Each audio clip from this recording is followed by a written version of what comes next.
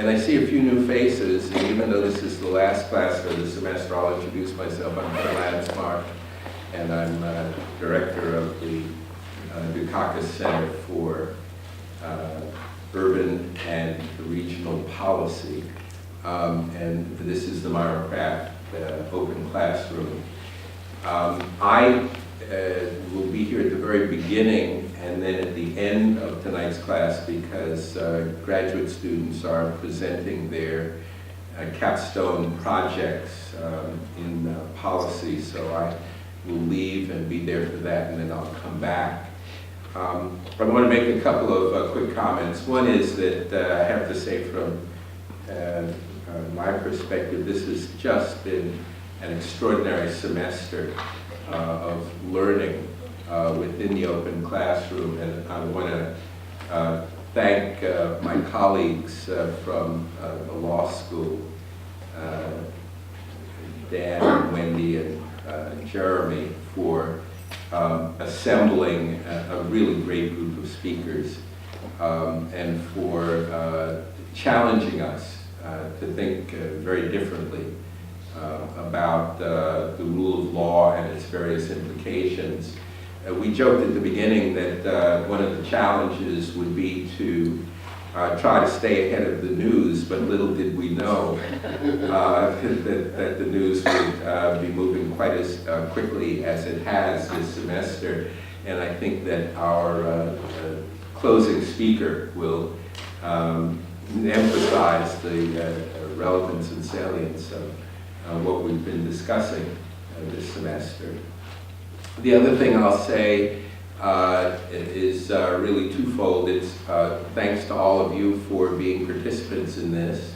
I've said this on a couple of other occasions, but this is the first year that I've overseen this class, and it's been, I think, a great success in terms of intellectual content and dialogue.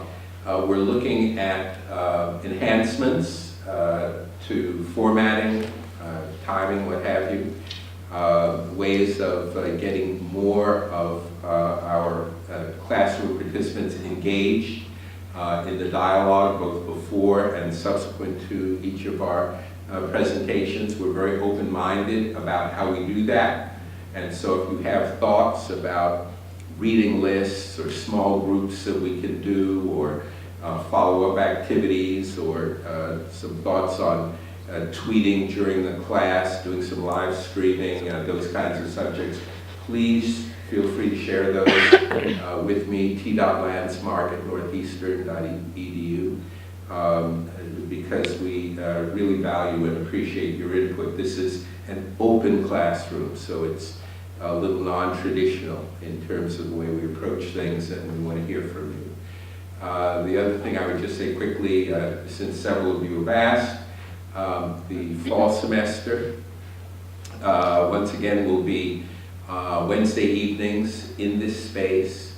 The subject matter will be the role of media in its various forms in shaping public policy.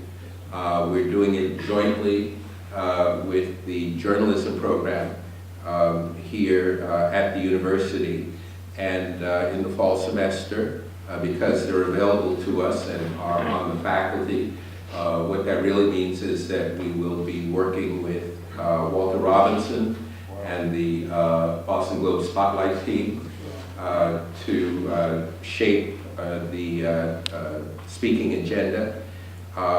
We should have that schedule of classes up probably midsummer, so that you can pick or choose, but if it's anything like what this past semester has been, you're going to want to be at all of them.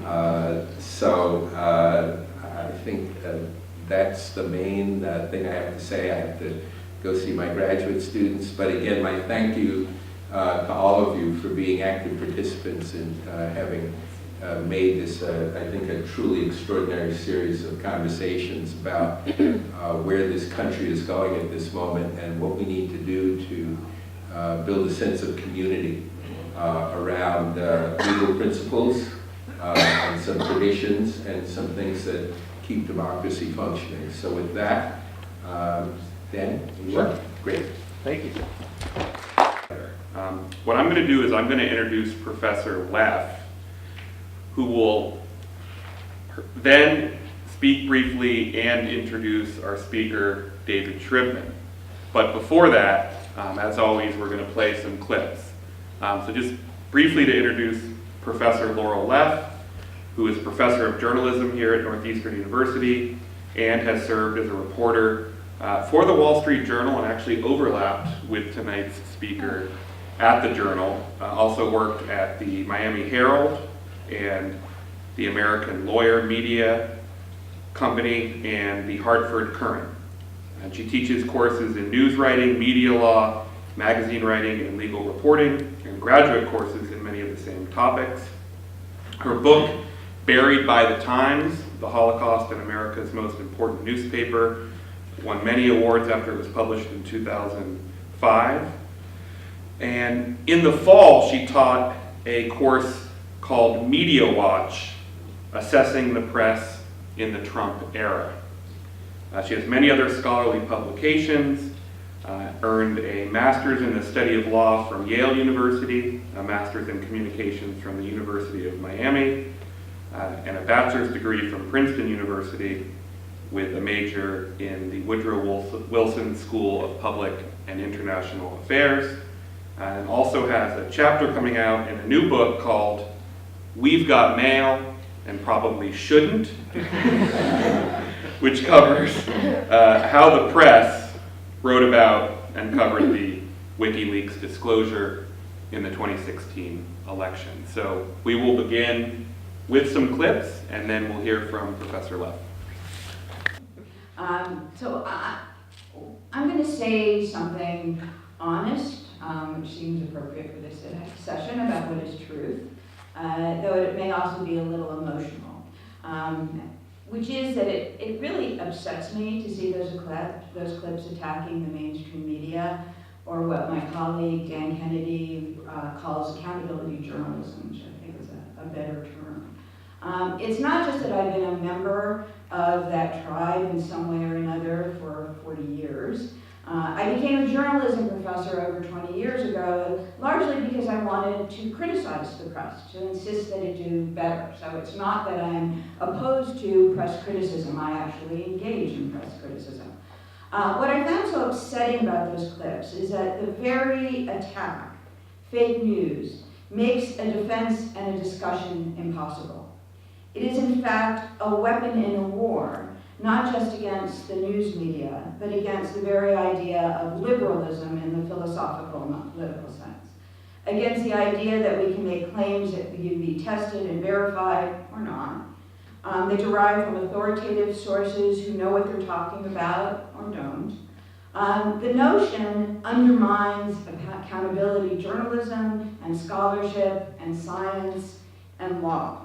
Now note in the segment we just watched with Sean Hannity, he doesn't beseech his followers to combat fake news by correcting the information, by providing additional facts that would expose the original accounts as fake.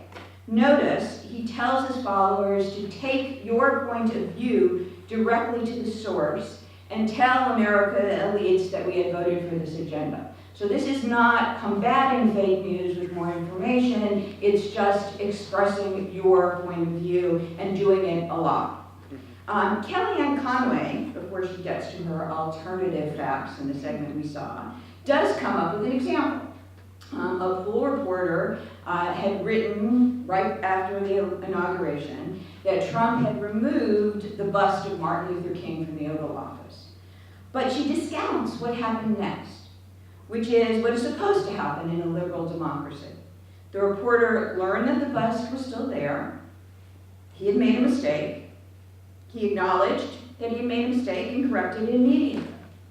Contrast that with Sean Hannity, who was responsible, or largely responsible, for a story that a young DNC staffer had been murdered in Washington, D.C. for leaking the DNC emails to WikiLeaks.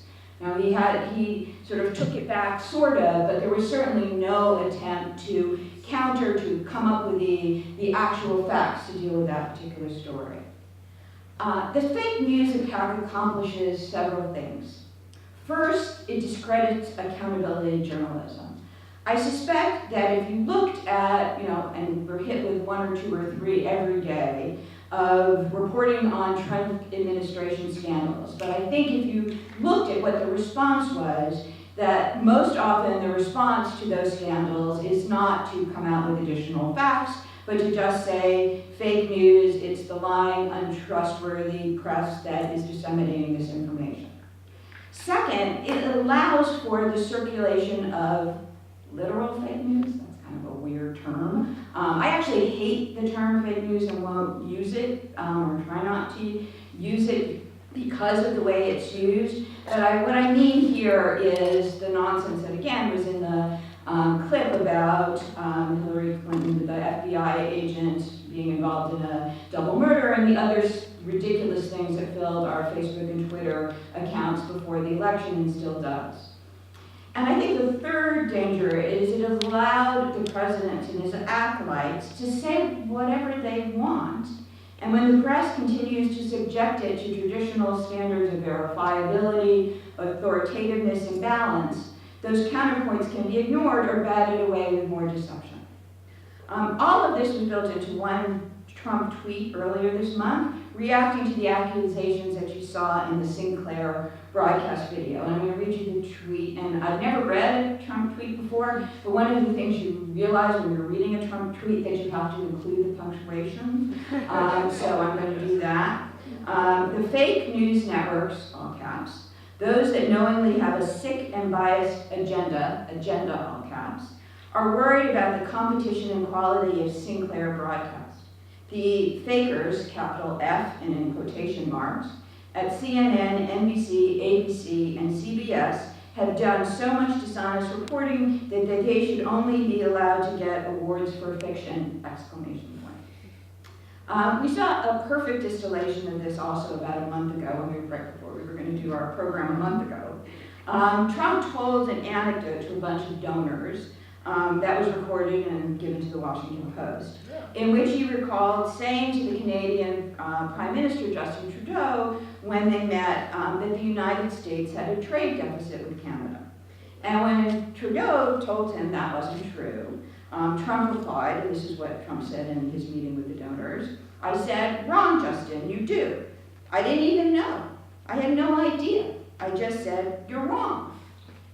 Then Trump's people played a bit with the statistics, suggested that he meant that there was a trade deficit if you didn't include services and lumber and oil. I'm not sure why he wouldn't include services and lumber and oil, but whatever.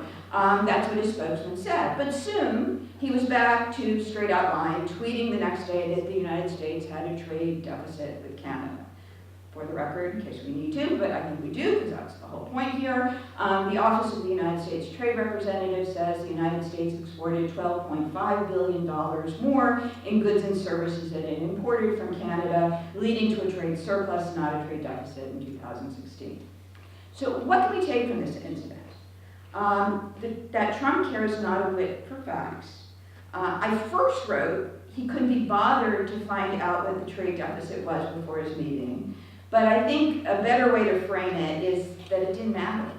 He was going to say whatever he wanted to say to get advantage in the moment, or to create the world he wants there to be, or because he's so in his head he can't see it any other way. I have no idea which it is. But when pressed by an ally, Trudeau, he refused to back down. He then boasted about his ignorance and deception to donors. He then played around with commonly understood terms, what a trade deficit means, which is another way of undermining shared assumptions that enable us to engage in discussion, disagreement, and ultimately find some sort of solution. Fortunately for me, I get to pose these vexing and disturbing problems, but don't have to deal with them in my day-to-day job. Our speaker, David Shribman, doesn't have that luxury. He is now executive editor of the Pittsburgh Post Gazette, Before that, he was Washington Post bureau chief for the Boston Globe, where he won a Pulitzer Prize for investigative journalism in 1995, and some of you may remember of his byline from the Boston Globe. Before that, he covered national politics for the Wall Street Journal and the New York Times. So he's worked for some of the best fake news establishments in the business. He also currently writes a column, The National Perspective, that is syndicated in 50 newspapers, so I'm very delighted to introduce David Shribman. Laurel and I were colleagues at the Wall Street Journal, and for those of you who don't know this, her book on the New York Times and the Holocaust is a vital and indispensable piece of scholarship, not journalism, but true scholarship, and it is a privilege for you to be her students, some of you. I want to salute Dan Urban, of course, and his Aunt Judy Lishkin, and her friend and my friend Jody Scaff, and Judy and Jody and I want to salute them. We have been friends for more than a half a century, and they've been their friendship and loyalty is immense value to me. I'm very grateful for it. So let's talk a few minutes, and then we'll take some questions. So, I had this text, but in the rain it's also, I may not be able to read it all. But anyhow, the President Trump, who broke every rule of presidential campaigning to win the White House in 2016, now is breaking nearly every rule of the presidency, departing from customs dating back to even outsider presidents such as Andrew Jackson and innovator chief executives such as Franklin Roosevelt. So supporters and detractors alike agree that Mr. Trump is a different kind of president. That's the one point of agreement. He's a different kind of president. And they wonder, supporters and detractors do, whether his departures from form are precursors to a new style of the presidency or merely an aberration. Now, presidents have been described harshly before. Andrew Johnson, who was impeached in 1868 but not removed from office, was vulnerable and was bitterly criticized, as was Richard Nixon, who is still recognized by people of my age and generation as being beneath contempt. But this is a whole different thing. Mr. Trump stands out and apart from his predecessors, while for standing out and apart. The nature of the presidency, to be sure, is shaped by the cumulative actions of all the occupants of the office. And since there's been only 44 of them, each new chief executive gets the chance to shape the presidency again. But almost always they try to fit into established patterns rather than to depart from patterns. Perhaps the greatest exponent of this was former President Ronald Reagan, who, though a gifted speaker, was accustomed as a one-time Hollywood actor to following a script. President Trump follows no script. Presidential behavior and the content of presidencies inevitably are tied to the times and to the communications technology of each era. Franklin Roosevelt, the standard against which all presidents are measured, was a master of radio, just as John Kennedy mastered television, and Mr. Trump is the acknowledged master of the political use of Twitter.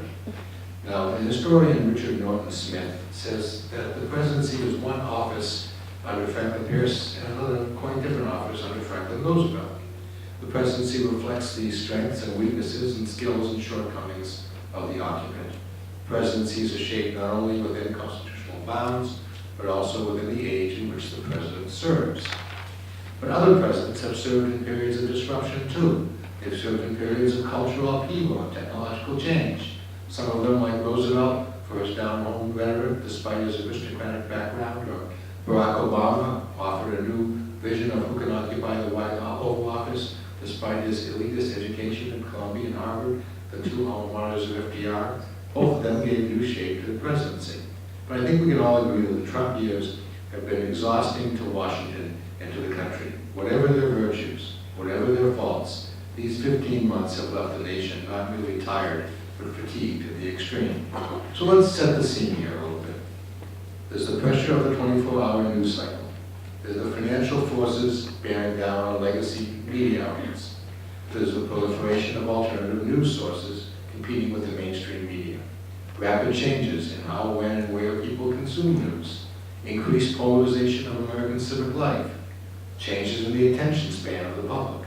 New uncertainties created by the ascendancy of the millennial generation. Many of you broadening divisions in American life on an economic basis, growing divisions in American life between urban and rural, chasms between those with college degrees and those without college degrees, the shrinking of the middle class, the assault on expertise, distrust of institutions, erosion of the position once held by social, cultural, and economic elites, credibility crises faced by the media, vastly different perspectives on the value and threat of globalization, the promise and peril of the new technology mobilized by interest groups, politicians, and aggrieved elements of the public.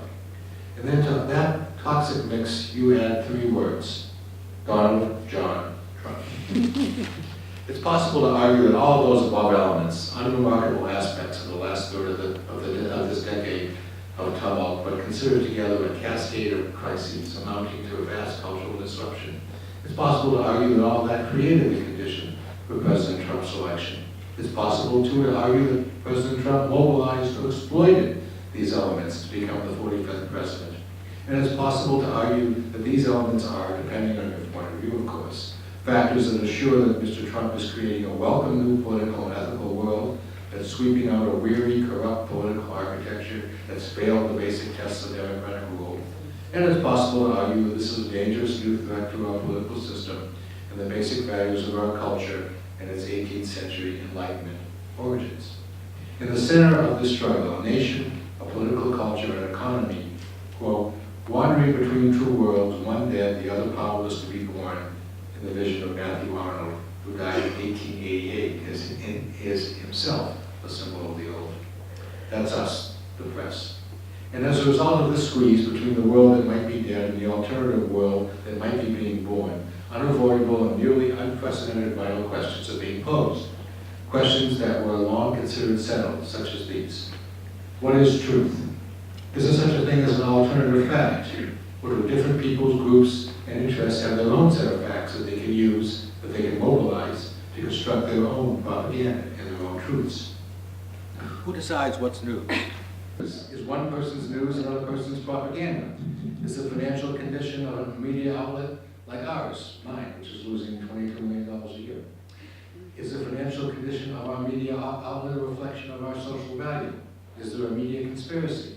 Is there an alternative media conspiracy? How can men and women see the same world and yet react to it and report on it so differently? Is the proper model of the press the colonial version, where the committees of correspondence were the first bloggers? Or is it the 19th century version, where abolitionists and slave owners had their own presses and their own newspapers?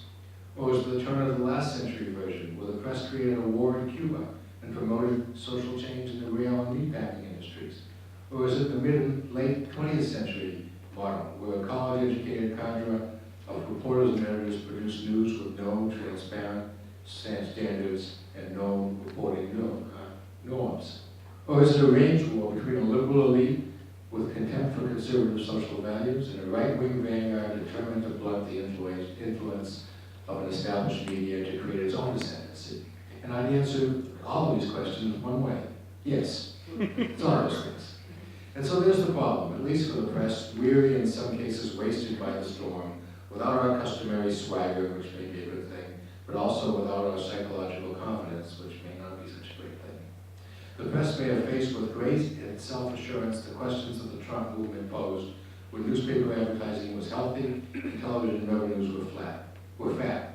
But the crisis didn't come at that hour. It came when the press was least equipped to ask the important questions and even less equipped to answer them with self-possession and precision. So putting aside the question of who started it, whether the press ganged up on Trump and sought to portray him as disqualified by experience and temperament for the presidency, or whether the mere portrayal of the truth worked to the disadvantage of Trump, or whether Trump stoked antagonisms against the press by portraying us as a biased political force out to destroy him. Putting aside all those questions, it's incontrovertible that the press and the president are at loggerheads. The blithe among us, or the history-minded, may argue that it was always the case. Newspapers and newsmen have been troublemakers in American history from the very creaking of a press in New England nearly 3 centuries ago. Robert Rutledge, who was the editor of James Madison papers, once wrote. He's right. Jefferson, you all knew in high school this quote, that said he would prefer a newspaper to a government, but he also said that the advertisements in a newspaper contain the only truths to be relied on in a newspaper. Today, of course, the advertisements are few and far between. I was still both of us. Advertising revenue in 2015 recorded its greatest decline since 2009. John Kennedy distrusted the press in Vietnam and attempted to force the New York Times to recall its Saigon correspondent, the great David Halberstam. Lyndon Johnson was constantly at war with the press in part over his own credibility. Richard Nixon's disdain for the press spanned decades, and just after he chose members of his cabinet, shortly after the '68 election, he told them this: "Always remember, the men and women of the news media approach this as an adversary relationship."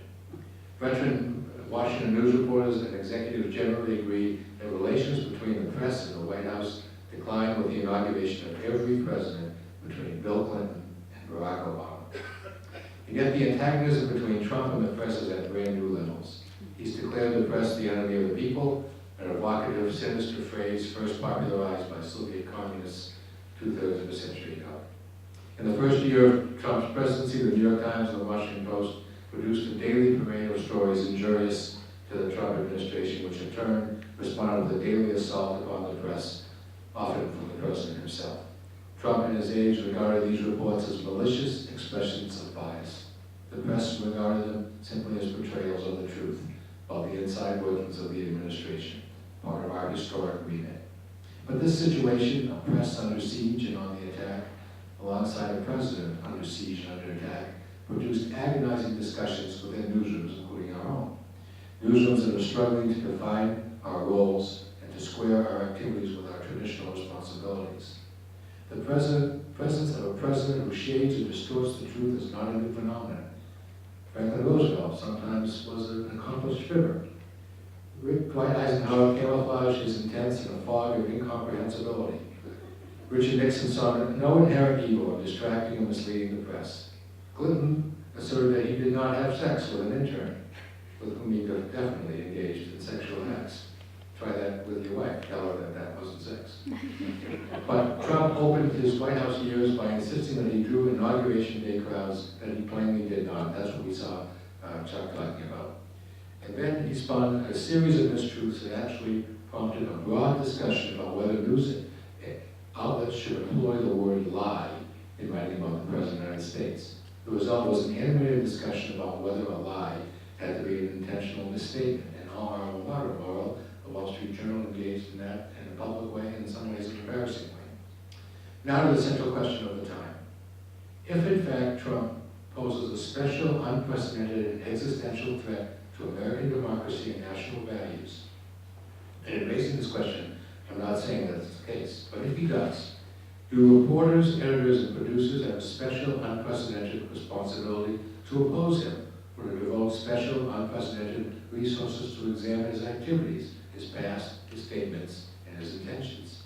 Some journalists, and surely some liberals, and even some conservatives, many of whom have adopted the phrase the resistance, feel that's appropriate. But others, some journalists, and many Trump apologists and supporters inside the White House, on Fox News and across the country, feel that the press, especially legacy newspapers and the cable networks, are on a crusade that's at base unfair and vengeful, and that's discrediting the media more than the president is.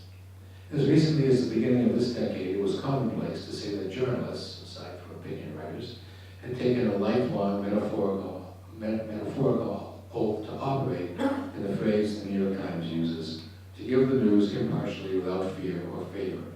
Now, performing that function was regarded as noble and ennobling work, and for most of us that role was enough. Implicit in it was the abiding but largely unspoken faith among journalists that the voting public, if properly informed, almost always makes the right choice. And the occasional anomalies, like James Buchanan, to take an extreme example, still operated within boundaries that the public found acceptable, until it got around to electing a more appropriate figure, such as Abraham Lincoln. In that conception, journalism's role was to inform, to redeem the responsibilities and privileges of the First Amendment, by providing the public with the information needed to make sober, reasonable, even enlightened selections. At the heart of that conception was the indispensability of that information for voter choice, and thus the indispensability of the journalist as the provider of that information. Politicians governed, judges decided, journalists informed. It was an iron triangle of noble rules and responsibilities. It satisfied us for generations. But occasionally that wasn't enough. In the World War I years, government created a propaganda bureaucracy that endangered that journalistic role in a conflict that, in retrospect, had less consequence for us than did the World War that followed. In the 1941-45 World War, journalists surveyed the world scene, saw Hitler as an irredeemable danger, and showed little sympathy for Nazi Germany. In the Cold War, an unsettling number of journalists, genuine in their contempt for communists, actually abandoned their role to work for the Central Intelligence Agency. An important watershed was the Vietnam War, when journalists went from being critics of the American conduct of the war to being critics of the American involvement in the war. There was an extraordinary migration of journalists from their role as chroniclers of events to participants in events, with some high-profile journalists actually joining the McCarthy and Bobby Kennedy presidential campaigns. So now this question beckons us again. Do we cover Donald Trump or use our coverage to undermine Donald Trump? Many journalists believe the former constitutes an act in service of the latter, and that may well be the case.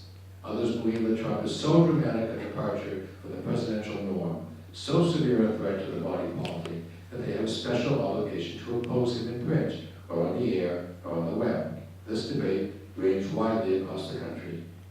One group takes this position: Trump's a special case. Perhaps he is. But how would members of this group react if a separate group of reporters had argued 4 or 8 years ago that Barack Obama constituted just such a threat and required just such a counteroffensive? The very people who make the case for journalism activism against Trump would have recoiled if a separate group made a similar case against Obama. So in the end, we're left again with questions. How do journalists decide whether a certain political figure, maybe William Jennings Bryan, maybe Franklin Roosevelt, maybe Huey Long, maybe Henry Wallace, is so grave a threat that extraordinary measures are required? Who makes that decision? And can that decision be made by a group of men and women who believe in the wisdom of the people in most cases, but just not in this one? These are hard, agonizing, and enduring questions, but the answer may not be that hard at all. Perhaps in all eras, journalists should marshal their facts and write their stories oblivious to the criticism we get, whether from left or right. It was a journalist, Walter Lippmann, who in his 1922 public opinion book wrote that the function of truth was to bring to light the hidden facts and set them in relation to one another. Nearly a century later, that remains our goal. Perhaps journalists should reaffirm that their dedication to the principles of their craft, which is honesty and accuracy above all. As long ago as 1971, the Harvard professor Daniel Patrick Moynihan worried that the press grew more and more influential by attitudes generally hostile to American society and American government. But it was also Daniel Patrick Moynihan, later a United States Senator, who popularized the aphorism that everyone is entitled to his own opinion, but not to his own facts. Perhaps journalists should pursue excellence above all, for its own sake and for the country's. Before the purveying of information becomes a lost art, this is from Robert Rutland, the Madison Scholar, the newsmongers must accept the fact that the real test of professionalism is not whether one can protect sources or hang on a shingle, but how well one performs the task vital to society. By telling the American citizenry the whole truth, the newsmongers of the future can vindicate their professionalism. To tell the truth is still the highest calling in politics, in medicine, in law, and above all in journalism. He wrote that in 1973. It's even more relevant today. Perhaps journalists should take the skepticism we apply to our sources and to the people and institutions we cover and apply it to ourselves as well. This is from Michael Schudson, the Columbia University of California, San Diego scholar. Journalists, like other seekers, must learn to trust themselves and their fellows in the world enough to take everything in, while distrusting themselves and others and the appearances of the world enough not to be taken in by everything. He wrote that in 1978. It's even more relevant today. But most of all, journalists need to apply the same standards of honesty to the president as we do to ourselves and to our peers. In short, the sloppy use of facts cannot be tolerated in a president, just as they cannot be tolerated in a journalist. The coverage of President Trump must hold him accountable to the same benchmarks of honesty that we employ in our own work. Both of us will be judged by the public and by history by that standard, and perhaps by that measure alone. So now I guess we'll have a little conversation and we'll talk about all this. Thank you. So I think you set the framework really well, and especially, I think, explain the history of the press in the sense that it's never been, I mean, there have always been antagonisms with the president, there's always been questions about the truth and about whether the journalists should be activists. But I guess I want to push you a little bit on what's, I mean, I think that the question you ultimately posed is, which was, you know, we have to make this agonizing decision between, you know, seeing Trump as exceptional and therefore maybe we need to take exceptional measures to counter him, or whether we could just go out and straightforward cover him. And, you know, before his inauguration, I might have thought that was going to be the difficult question, is how far you needed to go in deciding whether to, that he was such a threat that we had to behave differently. But my sense is, and this is really what I want to ask you, is that we're not behaving differently, and we're just out there covering stuff, and that we're not doing it as a vengeful crusade, but just because this is what we do, and that we don't have to make that choice. So I want to get your reaction to that. I mean, do you think the press is engaged in a vengeful crusade against the president? No, I don't. And I think, you know, there's a great congruence between your view and mine, Laurel, on this, because I think all the stuff that people who don't like Trump know, they know because of us and because of what we have written. And I think that just simply doing our job, as you say, has been enlightening to the American public. It has been enough, because we are having this debate, and I think we undermine our own cause and credibility if we behave in a way that departs from our usual behavior, just because some people think the president is behaving in a way that departs from usual presidential behavior. I use the example again quite seriously of Buchanan to Lincoln. If we believe, I mean, our fundamental belief is, can be distilled to this. The people rule, but the people should know what the hell they're talking about. And if we believe both of those things and we do our job, then I think our fundamental core belief is that things turn out okay in the United States. So you get Buchanan, and you get Lincoln. And there are lots of, you know, you get Harding Coolidge, Hoover, and then you get Roosevelt. And so the genius of our system is that it works that way. But if we start playing a different role, we make ourselves vulnerable to the kind of criticism that President Trump and his acolytes are talking about, and then they have a case. But right now they don't have a case. They may not have a case, and I agree with you, I don't think they have a case. But I think the danger is that we do that, and then the response is fake news. I mean, that's, to me, and I have no idea, to be completely honest, what you do about that. I mean, I don't have any idea what to do about that either, except, you know, I give talks all the time, not only, you know, here, well, I like to give talks because I have friends and relatives, but, you know, in the Pittsburgh area and other places. And I always say the same thing, that in the 16 years I've been editor of the Post-Gazette, we have never once knowingly produced one paragraph, one sentence, one word, one syllable that we didn't know at the time or believe at the time was true. Not once. We ever, not once, not like 4 times, not during us. Well, the one thing we did right that wasn't true was that that receiver in the Steelers-Patriots game didn't score a touchdown. That was clearly to be this sort of touchdown. But the officials ruled otherwise. But besides that one egregious fact, and I'm happy to say that in a room dedicated to Myra Craft, despite that egregious departure, we have never produced a syllable of fake news, not once.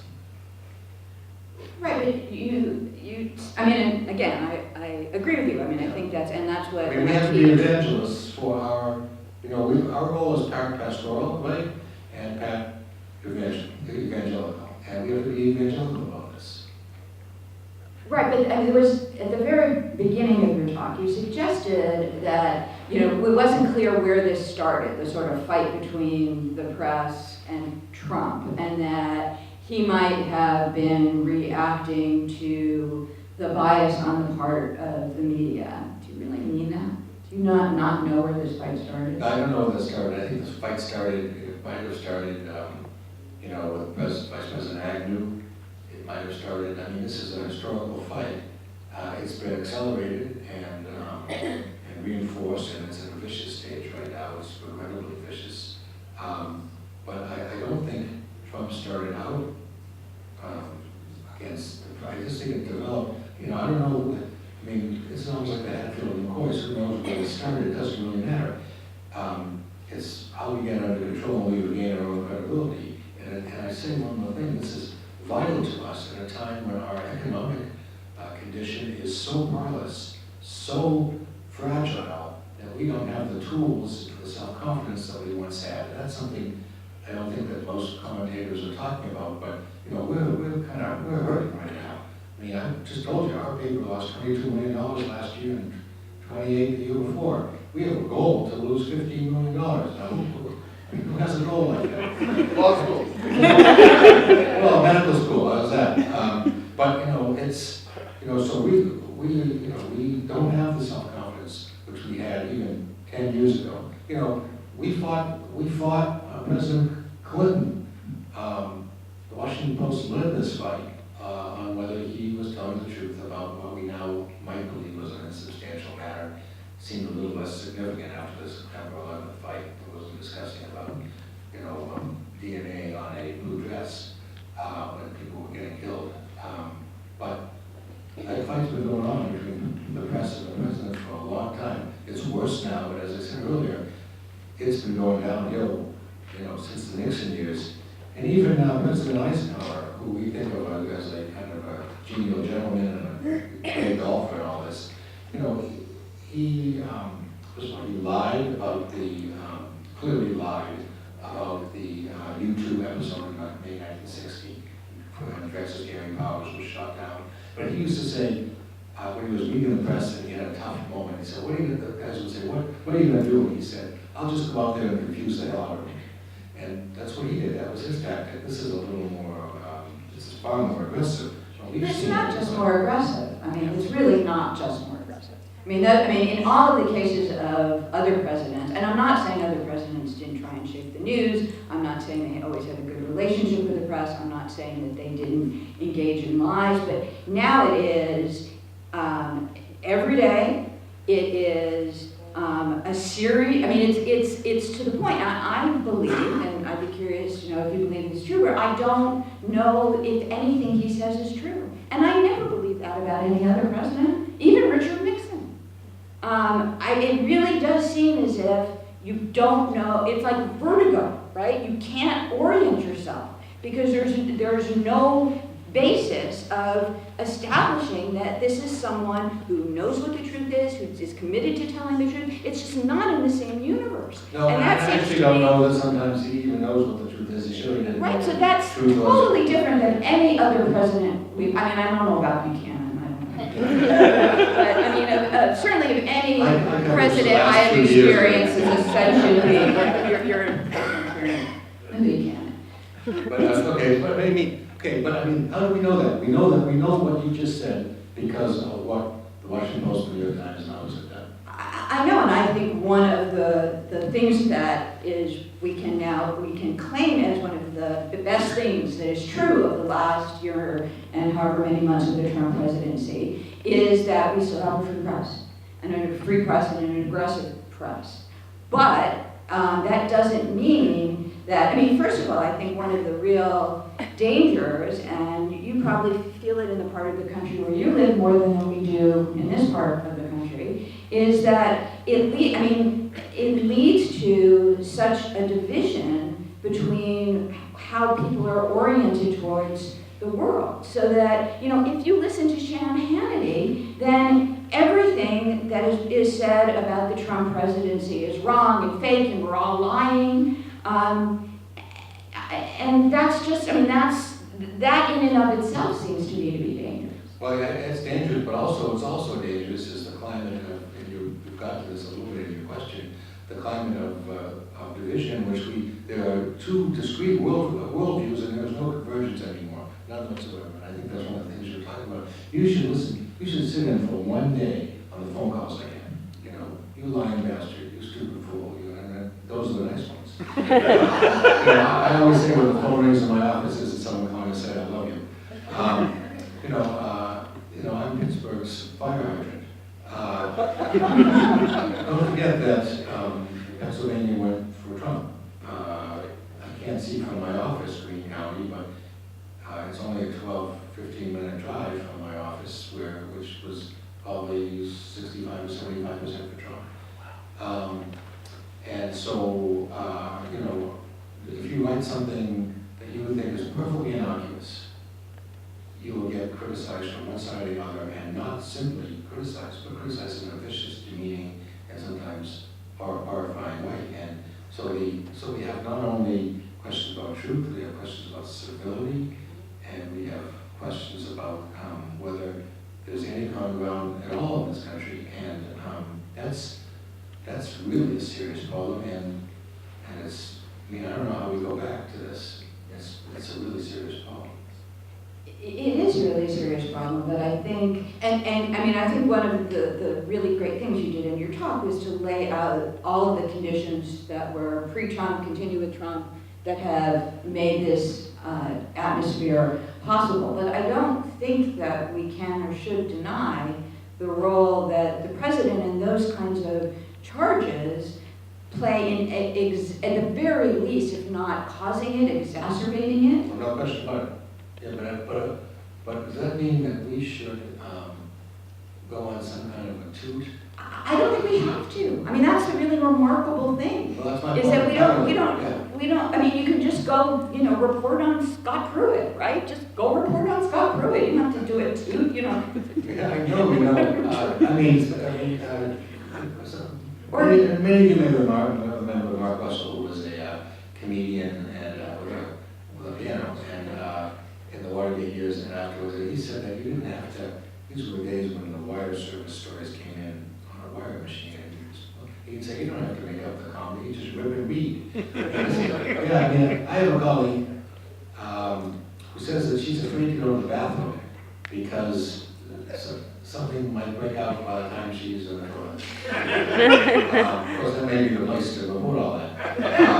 But, you can't, I check my phone, not because I'm addicted to it, it's because there might be a news event any second, and it's almost always something that's outrageous. Trump is against the Trans-Pacific Partnership, and then he's for it for about 25 minutes, and then he's against it again, and he's done that. This fellow this doctor who's supposed to be the next Veterans Administration guy, he's nominated, and he says, well, if I were him, I would go through this process. And now he's doubled down saying, well, we got to nominate. You can't. Also with assault weapons, same thing. So, I'm just glad I'm not a White House reporter because you can't sleep. Well, I would like to know how you're dealing with that. You sort of give us a hint of it, but what do you do on a day-to-day basis in this atmosphere? And especially, a lot of it is just the frequency and the, things coming at you, but combined with this idea that there's a constant attack on reporting and the truth. Well, here's the thing. When I was Washington bureau chief of the Globe, we had 12 or 14 people at our bureau. My guess is that the Globe has 4 or 5 now. And I read the Globe today, that's a fine newspaper. And I talked to Brian Brewer actually on the phone twice today. But they don't cover the president anymore. They use the New York Times. When I went to the Post Gazette, and as editor in 2003, we had a 5-person Washington bureau. We now have a 1-person Washington bureau. And we've done so well as editor that we went from a profit of $16 million to a deficit of 28, so we've done a great job. And so the Globe is losing money as well. And so they can't cover the president. They use And so, what do? We use wire stories, which are generally speaking quite terrific. But we're fighting this fight, Laurel, Right. at home. This is not like the Vietnam War was being fought in Da Nang and Hue and Mekong Valley. This fight's being fought in my backyard. This fight's being fought in our neighborhood. This fight's being fought personally. My wife came home from the gym last week crying because somebody assaulted her at the gym, not physically, about the paper. People are taking this very, very seriously. I salute them for this. I wish I could leave my wife alone a little bit. But this is being fought. This is a ground war that's being fought not only in Washington, but the ripples of it are affecting all of us. And we're people with about the same circulation as the Globe in print, and slightly smaller and online. But it's a fight that goes on every day, and it's uncivil. It's like nothing I ever expected when we were in the Journal. I can say this. When we were in the Journal, you called somebody up and said, "I'm lonely from the Wall Street Journal," and they said, "Oh my God, they were so honored to hear from you. Oh my God." And They were a little shocked because I was a 21-year-old girl, but yeah, that was okay. well, I would guess that the most terrifying phrase to a CEO was, "The woman from the Wall Street Journal." But No. and I covered national politics, 50 states, and you would go to someone's congressional district, "Oh my God, the Wall Street Journal is here, we love you," all this kind of stuff. You go and identify yourself as a and you're lucky to get out alive. And so it's really a huge, huge difference. Now the Journal was sui generis in some ways, in that it was the hometown newspaper of every member of Congress, because it circulated nationally. And it was the only one that did. It's the only one that did. It had kind of a wacko editorial page, but its news report was unassailable in its excellence, and it was a wonderful experience. When I first went to the New York Times as a young reporter, A. Rosenthal said to me, and it just sounds so arrogant, but it's unbelievably true. He said that when one educated person anywhere in America encounters another educated person anywhere in America at 9 a.m., each will have assumed of the other that they had read the New York Times. Now, that's no longer the case.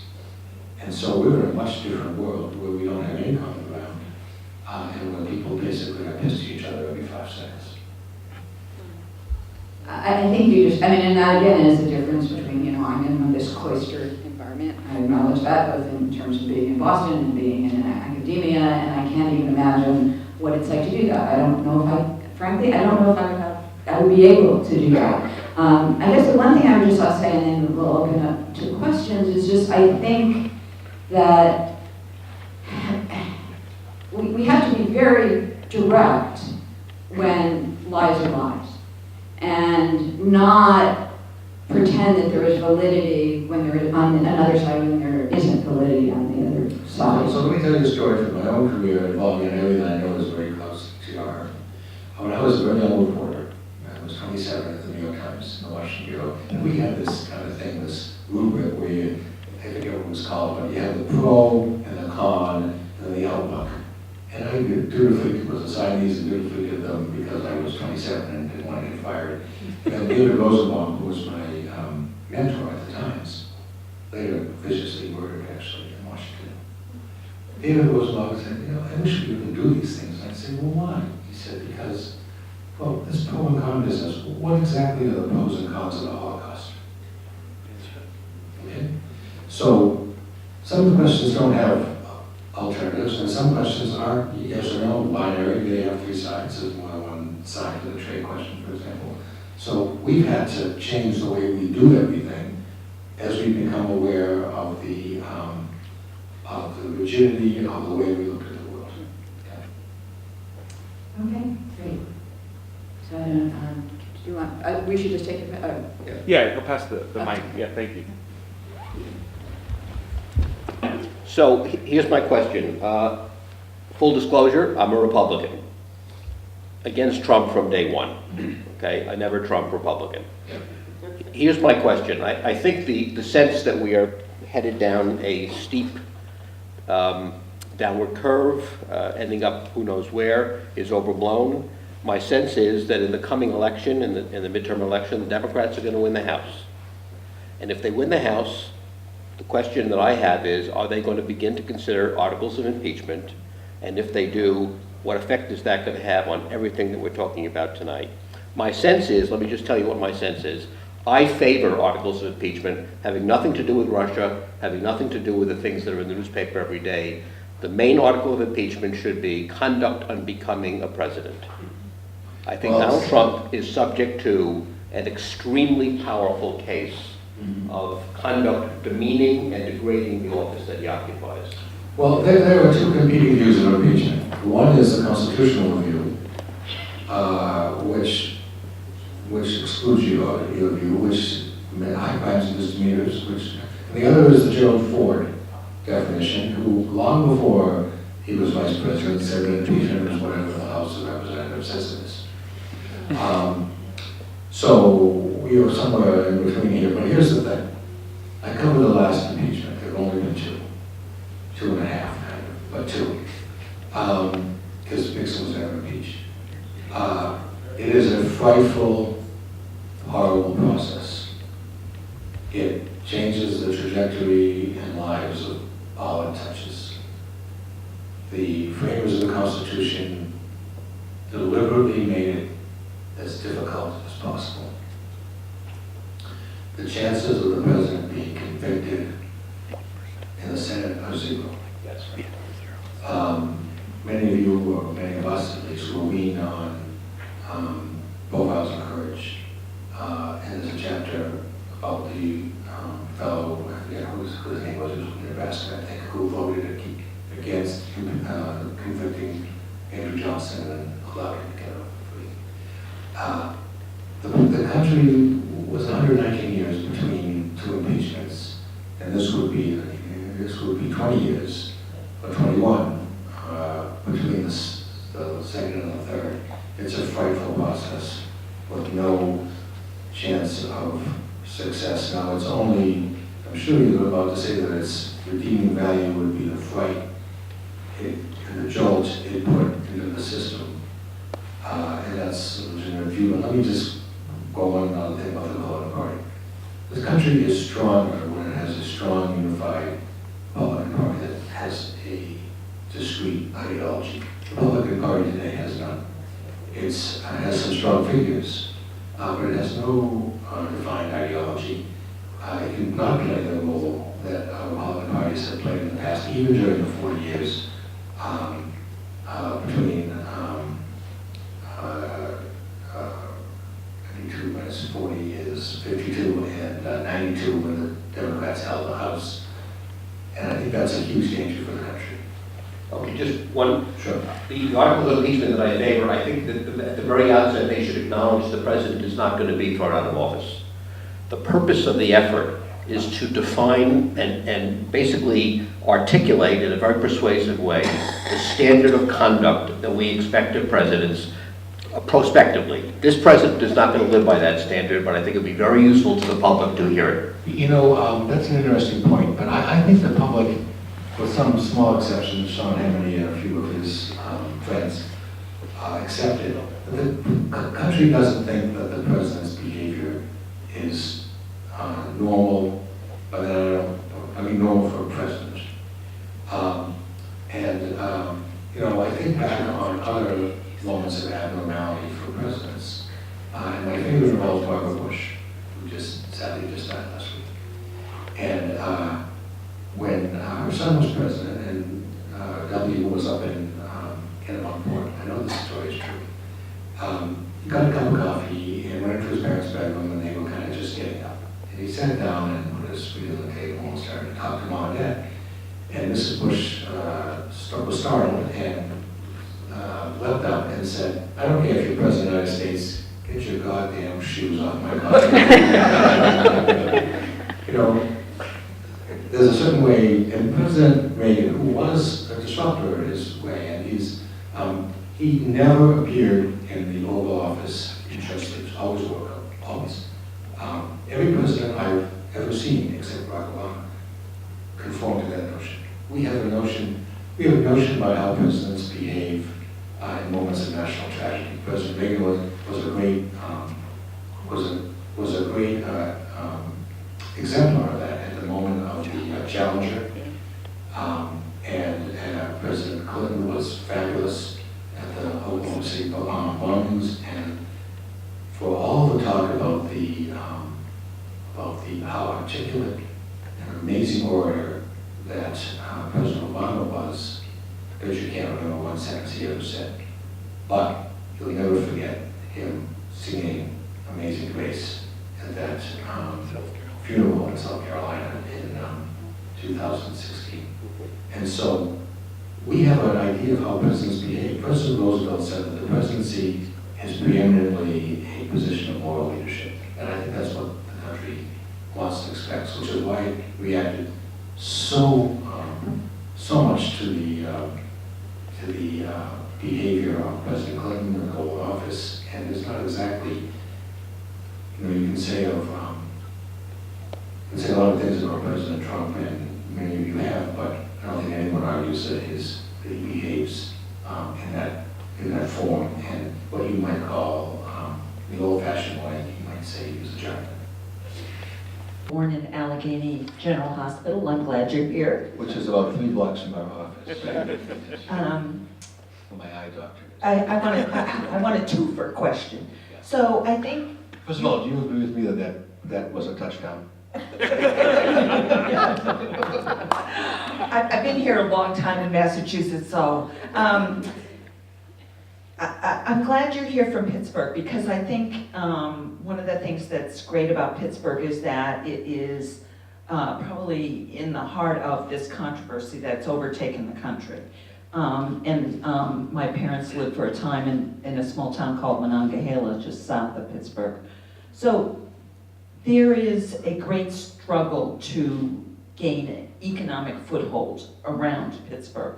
I think the heart of Pittsburgh is now making the transition to high tech and biotech and medical and all of that, which is great. So, but you can drive 5 miles. right. And, or you can take all these new bike trails we have, and you can go down the Monongahela River, and all you'll see is empty steel towns that once were middle to upper middle class towns. Right. Yeah. Right. So, but my question is, and let me do the 2 parts. So my first part of the question is it possible that Trump is reflecting anger of a portion of the populace that was impacted by the recession? Well, he's not reflecting it, but he's certainly, because he doesn't Channeling. feel it. He's channeling it. I mean, anger of the yeah, people yes, that yes. were impacted by the recession, and who never saw the people that they felt was responsible for it go to jail, Mm-hmm. and who believe today that they paid a price that they're never going to be compensated for. And Yes. I don't think anyone disagrees with that. Okay, and my second part of the question is, John Dickerson this week in The Atlantic is talking about the presidency now conceivably being too big a job for one person. I have that piece, I'm gonna read it at the gym tomorrow. Yeah, so, But I've seen that piece 100 times. Is the presidency too big for Reagan? Is the presidency too big? Surely we saw that during the Carter years. I don't think the people who argue that the presidency is too big for Trump would argue that it was too big for Obama. so that's my question. In some ways, how, as a journalist, for both sides, do you view the evolution of the presidency? Well, okay, this is a preoccupation of mine. The presidency, reflects the time, and it also shapes the times. And, you don't expect the president, any president, let's make believe this president, or should we leave something, that you don't expect the president to know everything, but you expect the president to speak not only speak to the nation, but speak for the nation, to reflect the nation's best values, to understand where the nation's going, and to in a phrase that President Clinton used to say for his time, to create a bridge to the 21st century, or to create a bridge to whatever. And so there's, I mean, I think I go back to the Roosevelt phrase, it's preeminently a job of moral leadership. And, you know, it's not a management job. It's not, he's more a pastor, or she is more a pastor than a chief executive. And I think that role is the most important part of the presidency. Surely, Supreme Court and cabinet nominations are part of it, but it's the challenger speech. It's the, you know, there have been all sorts of great moments. I've been engaged in a debate with David Eisenhower, who is the grandson and son-in-law of presidents, of what the greatest speeches in American history were. And so many of the presidential speeches, by virtue of the preeminence of that office, and so many of them are not about specifics.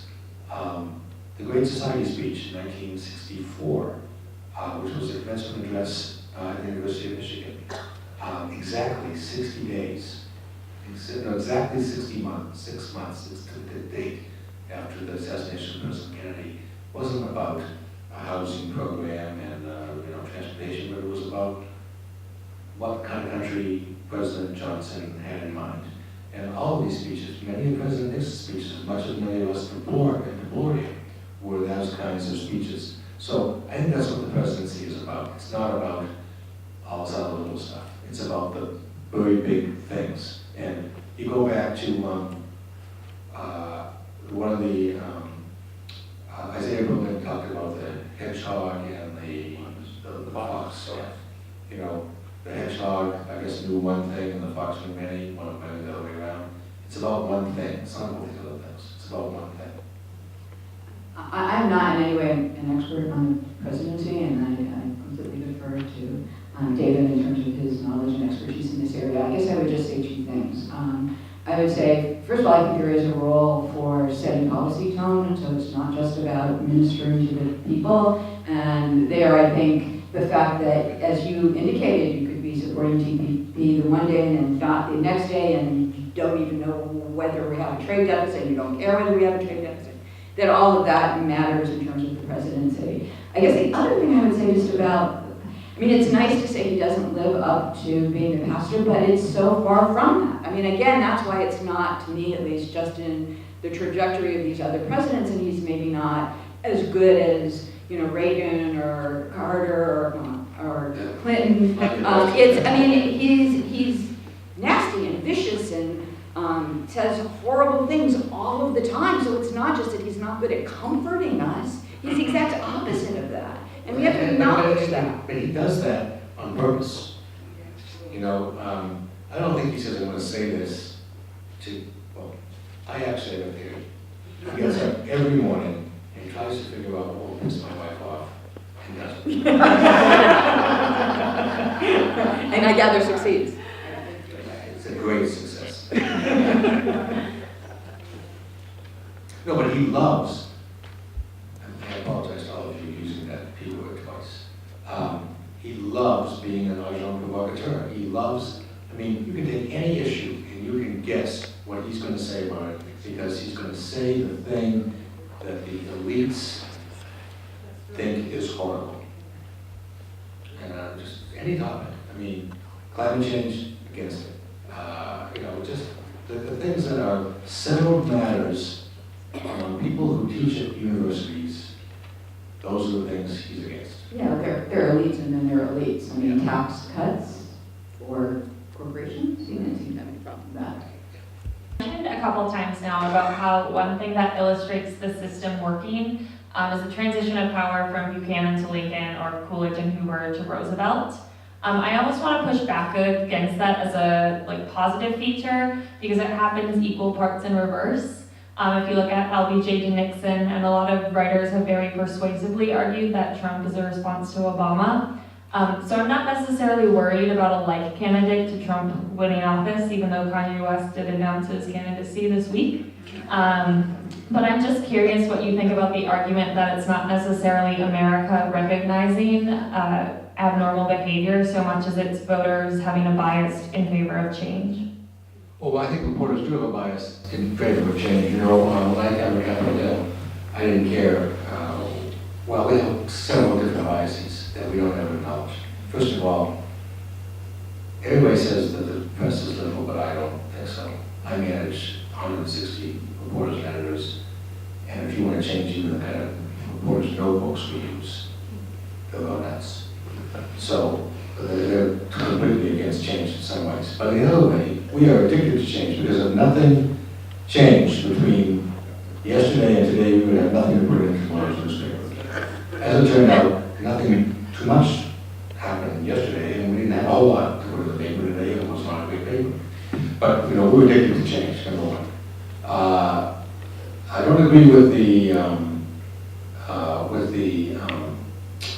Johnson to Nixon thing. I used to agree with that, but I don't anymore. I've been reading the manuscript of a memoir of a guy who lives around the corner from me, who was Nixon's probably number 2 or 3 domestic affairs guy.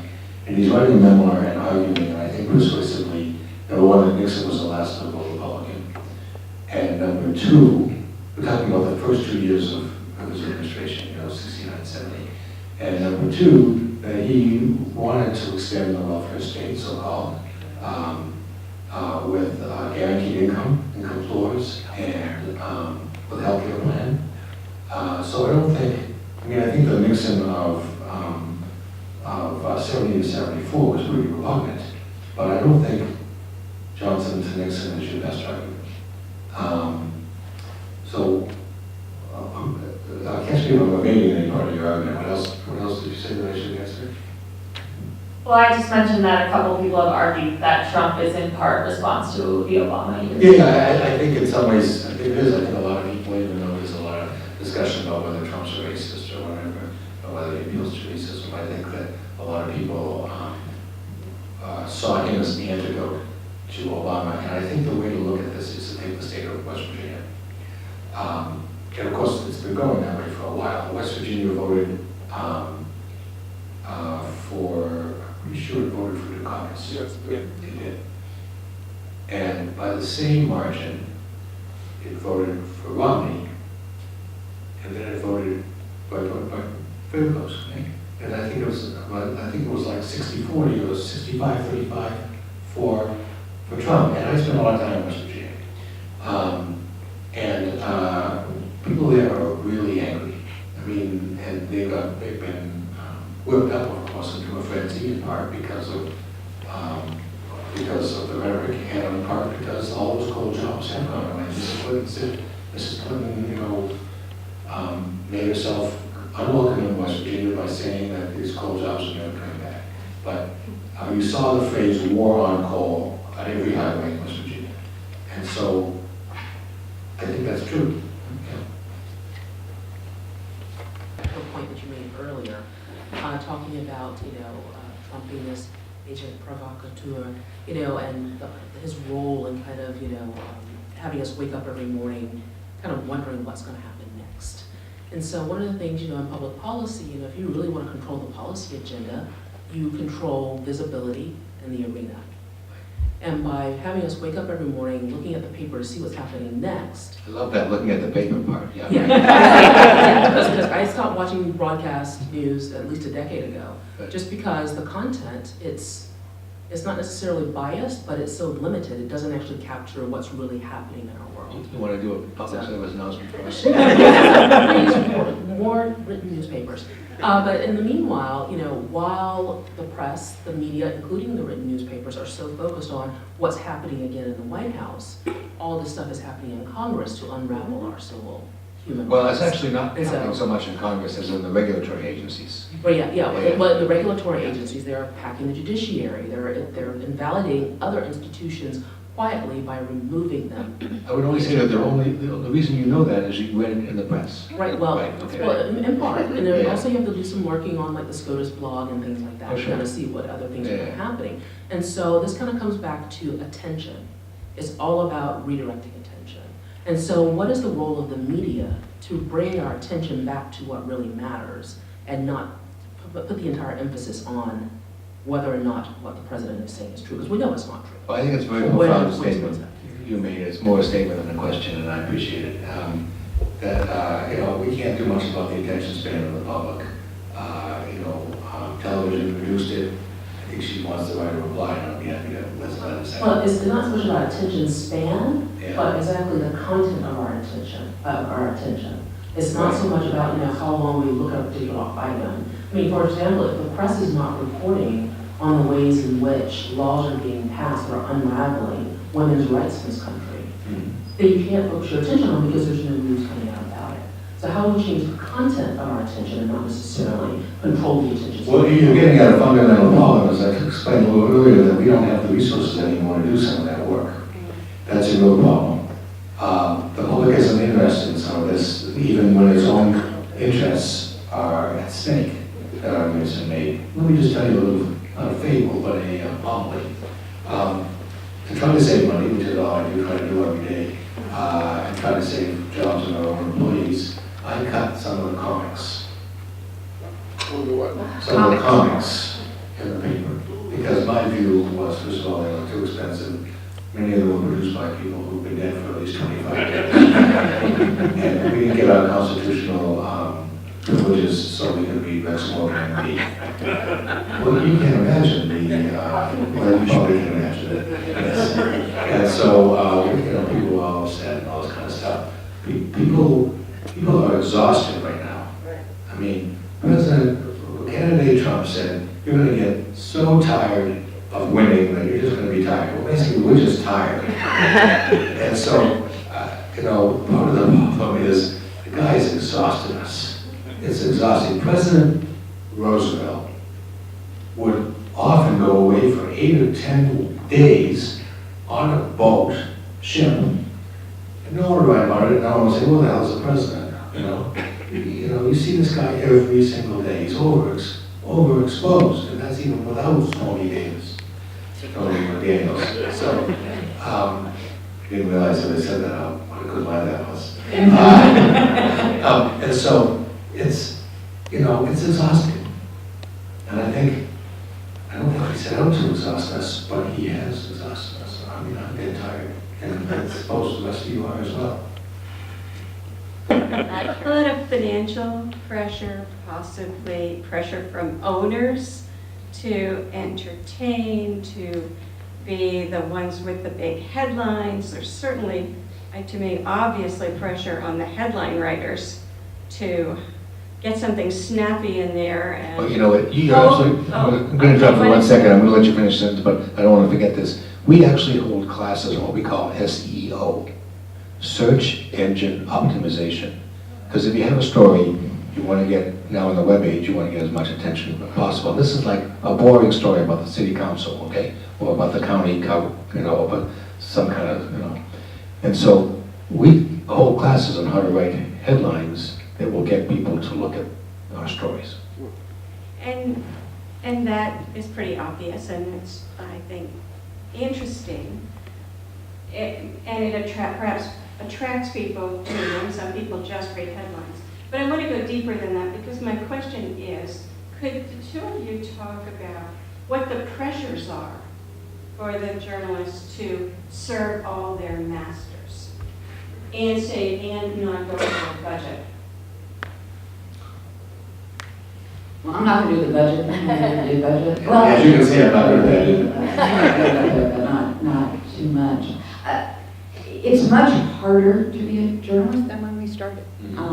I think I did one stint at a website just to see what it was like in 2011. I was a summer intern, the oldest summer intern, I think, ever in the existence of humanity. But I was stunned at how hard it was, because not only did you have to cover things, but you had to take pictures, and sometimes you had to do videos, and you couldn't wait until, it would be predictably published in the morning, so if you got it in at 6 o'clock or 8 o'clock, you were fine. You had to get it done right away, and then you had to deal with comments, which was like just completely hideous. I mean, it was really hard, and that's not even being in the position of making these overall decisions with limited resources. So And the only other thing I would say, and then I think David can answer this much better, is just, I mean, one of the things I tell my students, the other part of it, and this is now more in this moment, is that I didn't have to be courageous to be a young reporter. I had no interest in covering, foreign battles, so that was never going to happen. That was never who I was going to be. But now all of my students, in some way or other, have to be courageous and resisting these pressures and in trying to continue to do good journalism. So it really, I mean, on the other hand, it's really an exciting time to be a journalist too. You have so many more tools and ways in which you can tell stories. So that's sort of the flip side and the good side, but that's all from the reporter point of view. The editor point of view has got to be held. Well, it's a lot different now. I've written about 6 or 7 presidential campaigns and covered 3, start to finish, 100 nights a year away. Wow, campaign. And there were times when I was in a journal. First of all, I only published 5 days a week. That was great. Yeah. You had to do Sunday duty half the day. You should leave by noon, at least in Los Angeles. Right. So when I went from the Times to the Journal, the only person ever to go from nostalgia paper to a nostalgia or when I went to the Journal, there were times when I was covering the presidential campaign where I would go 3-4 days without writing anything. And Norman Pilstein was our editor. Had the great insight that the hardest thing a journalist could ever do was to sit in a press room while everyone else is typing and to read a novel. So I read a lot of novels. I did well, I did okay. But I would write twice a week, cover the Longdale campaign. I was the journalist guy of the Longdale campaign. I was also the guy on the Goddess campaign. You can see the pattern here. I went to the Longdale campaign after the Glenn campaign. Another big success. But I would write twice a week, and that was enough. And some days I would, I sort of normally would go from LA to San Francisco, and then I was going to go to Seattle, and then to Spokane. I don't know, I just figured I'd just go straight to Spokane and skip Seattle and no one caring. I know the difference until this moment. You can't do that now. I mean, you go to, you're going to live tweet and take pictures and all this kind of stuff. It's so much different. We had the luxury, I think, of perspective and leisure. We were not screwing off, even though, we was reading it all. We were not screwing off. We went to every event, except that one in Seattle. We worked very, very hard, but we tried to put a little more perspective. And I remember when I went to Globe, we met a reporter who I had met on the campaign trail, and she said, I was amazed that you guys didn't type as much as we did. And I said, well, no. And he said, well, how did you decide? And I said, our decision was I would write a story when something had changed materially or a development of significance, and rather than every day. And you can't do that today. You just really cannot do that today. And it's a different kind of journalism. The Wall Street Journal itself is different.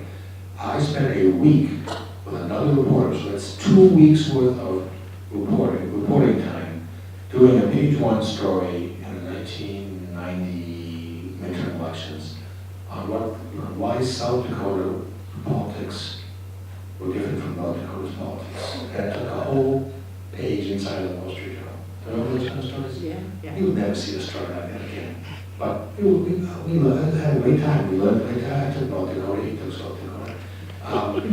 We learned an awful lot, and we were able to convey an awful lot about the difference between these 2 states, which both are red states, but North Dakota was amazingly radical in the 30s. It had basically a socialist government.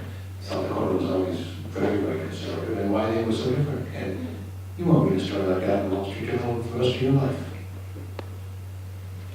So I am of your generation, David, but I know it was. I teach the millennials, and they really have a very different perspective on how they get their media. And they don't subscribe to a hard copy of basically anything. So how do you then transform what you do in hard copy to really, and I know it's not just millennials, so many other people are reading their news online. And you know, you mentioned how you want to look at your cell phone every 2 seconds because you want to make sure that you're abreast of everything that's going on. So my question is there a big difference between publishing hard copy versus publishing something online? Oh yeah, it's a huge difference. And you know, we've changed our newsroom duty to be digital first. That our emphasis is on doing the digital, and we put on the newspaper last. And I've changed something. We used to meet at 11 o'clock every morning to discuss what's going on, and now we moved it to 9:30. We have people coming in at 4 or 5 in the morning. And I have a rule in a 9:30 meeting: you're not allowed to use the word paper. You're not allowed to say this is a page 1 story. We'll do that later. We don't even think about that now. One thing, you know, a lot of people our age, which is to say old, you know, really diss this millennial generation for what you're talking about and for other things. But you know, I have about 8 or 10 people in our newsroom who are under 30, and they are fabulous. They have a fabulous work ethic. They are committed. They believe as strongly as we do in what we're doing. So I'm just going to give a pitch to millennials. I'm not getting paid by any of you guys, but let me just give a pitch to the millennials. I think their work ethic is fabulous. Their sense of service is exceptional, and their willingness to learn and to believe in what we're doing is really inspiring. And so I love these kids. They're fabulous. They're better than we were. You know, they're a little wealthier than we were. They're not as scared as the boss as I was. But when you say they're fabulous. Make of Trump calling out Jeff Bezos personally, and if you think there's any danger of the United States regulating Amazon differently because of their relationship with the Post. Well, I'll try to answer that without reflecting the conviction that Amazon's second headquarters will be in Pittsburgh and not in Boston. You know, I just think it's silly. Where did I read it today? I read today. The Economist, the newest Economist, Frank Edition, had a piece about how the U.S. Postal Service is completely out of date, and said that Trump's critique of it was wrong, but there's a lot to criticize in the Postal Department, Postal Service. The Postal Service was one of the only of the first 4 cabinet positions no longer in cabinet.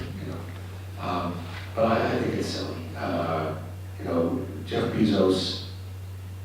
Many of us in this community, maybe you, Laurel, too, know Artie, who I work with. He was there at my last couple of years there, right now. And he says that we're not doing a crusade, we're doing our work. And Bezos is not involved in assigning stories at the Post, or reporting stories, or choosing stories to make, or anything like that. And I just think it's irrelevant. I would agree that the criticism is silly, but I think that the danger, and I don't know how it's going to play out, is that decisions aren't being made in a principled fashion. So when you think about something like the Time Warner merger, and with AT&T, I mean, there might be very good reasons to oppose that merger, and maybe the Justice Department is doing it for that reason. Or maybe they're doing it because Trump doesn't like CNN, and we don't know. And the fact that we don't know, I think, is what's dangerous. And I think there are other ways in which, particularly regulatory decisions, where there isn't as much attention, can be made in similarly unprincipled. I mean, it seems like every decision is made in an unprincipled fashion, and so, would there be a way to go after Amazon? I don't know. Amazon is also a very powerful institution, but could it pass Trump to go after Amazon because he doesn't like the Washington Post, even if it's ludicrous? No. Without disagreeing in any way with what Laurel says, okay? Just want to remind you that the Boston Herald is in parlous shape today, in part because of the influence of John Kennedy in taking Channel 5 away from the Herald in 1962.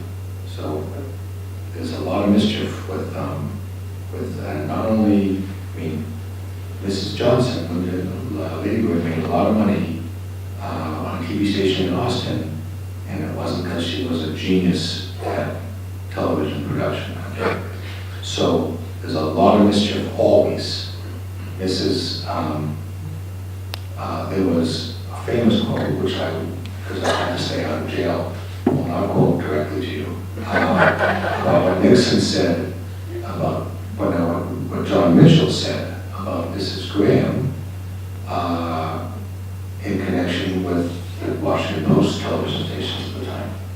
So, without in any way apologizing for this, or in any way diminishing the fear that Laurel quite rightly expresses, this has been an area of mischief for a long, long time. And by the way, one of the reasons Sinclair is so powerful is because decisions that were made by the FCC chair, who also had all sorts of contacts with Sinclair. So I mean, we may be seeing some of it. And I may be wrong, but and I may be wrong, but I think the campaign chairman, or at least a top campaign aide and contributor to the Al Gore presidential campaign, had been the chairman of the FCC. I just wanted to ask regarding the impeachment and amendment, the 25th Amendment. There have been 2 impeachments in United States history. Both have been, I feel like it's not controversial to say, politically motivated. In some ways, they're both ridiculous. Yeah, right, yeah. I mean, the Tenure of Office Act, spare me, right? Okay. So, I'm just wondering, like, neither of those seem to have damaged American political institutions in the long term as much as I would have anticipated going into them. But I think impeaching Trump poses that danger more so than the 2 former. Just because it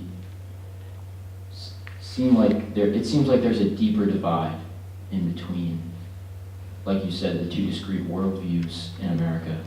And it seems like the value of the institutions or the positions of American democracy would be severely diminished if you were those 2 actions. I want to make sure Laurel gets a chance to answer this after mine. But here's a warning to those of you who think that impeachment's a good idea.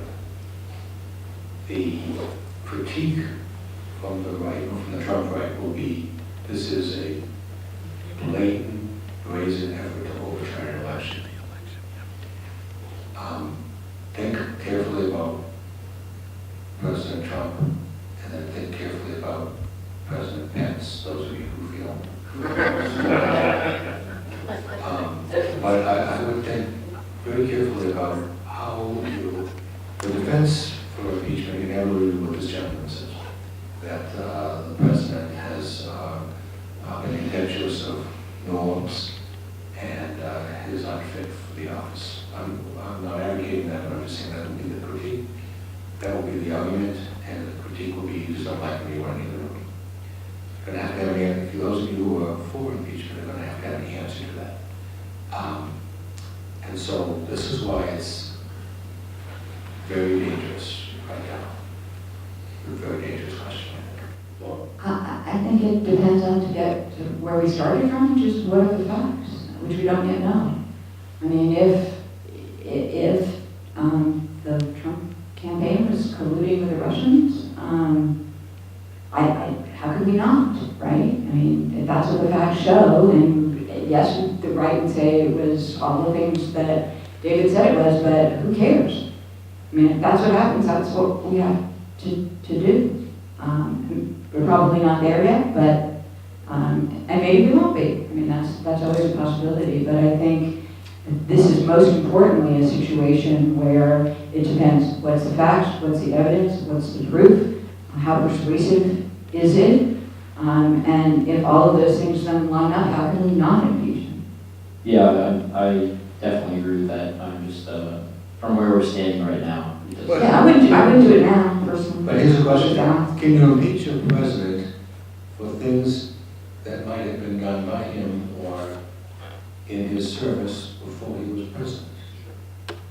I mean, I don't know. Maybe one of the law professors in the front row. What you said before was totally right. There are different views of impeachment. Yeah. But it seems to me that there's three categories. There's while you're president, there's long before you're president, but then the third category is what you did in order to win the election to become president, and that, which is what Laurel's talking about. And it seems to me that if you cheated to win, for example, if you found that a president rigged the voting machines, right, that was before they were president, but Or yet. if you found that the president engaged someone to go to Vietnam and tell Ho Chi Minh not to elect someone because you get a great deal for Nixon, and you might. That should have been probably part of the counts of impeachment. I'm going to ask a much smaller question. Oh, what a relief. I really appreciate this. This has been fabulous. But there hasn't been much conversation about, except sort of side points, about the role of television media, cable news, all of that.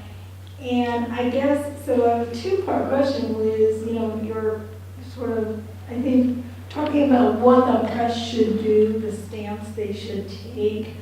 It seems to me you're focused primarily on the print media. It's a character flaw. I share that bias, but I wonder sort of, you know, what's the norms and ethics of the TV stations? But the other part I want to ask, and this is maybe the small one, but I've noticed at least, what feels new to me, maybe it's not, is more and more of the print journalists, and I'm not talking about just the opinion writers, I'm talking about the beat writers, going on the cable shows. You know, they're now part of these panels, and they expound upon their stories, and inevitably it kind of gets the line between just, you know, they're no longer being fact-checked by their editors, they're opinionating, opining on cable news. And I wonder if you have thoughts about that, because the Times reporters are doing it, the Post reporters are doing it, kind of every You've night. probably noticed that I've been exceedingly careful what I've said tonight. And I have. And she hasn't. Not true. But I've been exceedingly careful. I'm the editor of a newspaper. I gave a speech a few years ago at the cartoonist convention. Those kind of exciting things you get to do when you're editor of a newspaper. And, Killing the cartoons. so I'm sitting with my cartoonist, Bob Rogers, and I say, this is how you should look at the world. If I have an opinion, I should be fired. And if he doesn't have an opinion, he should be fired. I've been exceedingly careful in my remarks here, and I write a column, and in my column, because I'm the newspaper editor, I'm not a pugilist. I'm not on one side or the other, or one or three sides. On my first day as editor of the Post Gazette, my predecessor had been in charge of the op-ed page, the editorial page, and the news report. And had been at the Wall Street Journal and the Globe and the Times, and we didn't do it that way. And I felt that that was inappropriate and unethical. So on my very first day, I resigned from the editorial board, and then I took a vow of chastity. Don't get carried away with this, but I took a vow of chastity and said I would not only not sit with the editorial board, but I would never read a Post Gazette editorial. Now, some of my friends at the Globe said, how can you know less about your own paper than some idiot who pays 75 cents in the paper at the time? Well, because I want to be able to say that our news report is not shaped by the official opinions of the paper. So I'm exceedingly careful about what I say, and I'm kind of like a court eunuch. I don't have a lot of opinions. I have a lot of perspectives, as you can see, but no real opinions. Nobody knows who I voted for in any of the elections, although I can tell you that I voted for multiple Republicans and multiple Democrats. But it's very important for us to be able to retain that sense of separation from opinion if we're gonna do the job, that will give us the credibility that Laurel reveres and wants us to have. You wanna revise and extend those remarks? I guess the only thing I would say is I think it is dangerous, and there is certainly a way in which you go on those shows and you get carried away, and the hosts push you to be carried away, they want you to be carried away. But I also think there's a way to do it where you do just talk about your story and talk about what you could say based on your story and what you can't say based on your story, and even can try and push the host back a bit from making conclusions that were not appropriate based on what your reporting found. So I think there are better and worse ways to do it. I think some people do it better and worse. I find it a little bit of a troubling thing. I mean, the other thing about it is, even frankly, is that, you know, it's better on TV to be really good looking, and being a really good looking reporter used to be important. I mean, it didn't hurt, but it was a requirement of the job. So sometimes I look at those people and go, wow. You know, and I mean, and I actually wonder, I mean, if people are being hired now on that, at least partially. You wonder, I mean, fine. But you noticed Laurel pushed me a little bit, and I told her the relevant story about Dwight Eisenhower. I lose a lot of that, right? So. Together in one room and do, like, have meetings, but. Well, you know, we do sometimes. You do? Yeah. So let me just tell you a story. This is a huge danger that we have. At one point, the chief political reporter of the New York Times was E.J. Dionne. Yep. The chief political reporter of the Washington Post was Paul Taylor, and the chief political reporter of the Wall Street Journal was me. So those are the three most important people, right? We all have Ivy League degrees. We all have women who work who kept their maiden names. And one day, we were all in the tuna fish aisle of the same Safeway store. That's not good. The three of us there in the tuna fish aisle. I wonder if y'all have, well, like how the 2016 election was covered by the press. Wondering whether, you know, on CNN, the nonstop coverage of Trump.